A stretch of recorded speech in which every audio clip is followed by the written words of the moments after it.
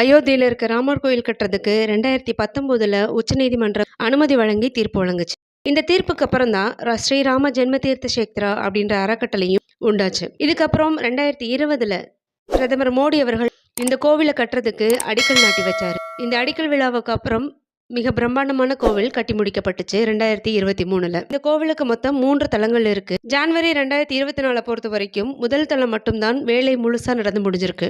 இந்த நிலையில ஜனவரி 22ஆம் தேதி இந்த கோவில்ல இருக்க பாலராமர் சிலைக்கு பிரதமர் மோடி அவர்கள் பிரான் பிரதிஷ்டா செஞ்சு வச்சாரு.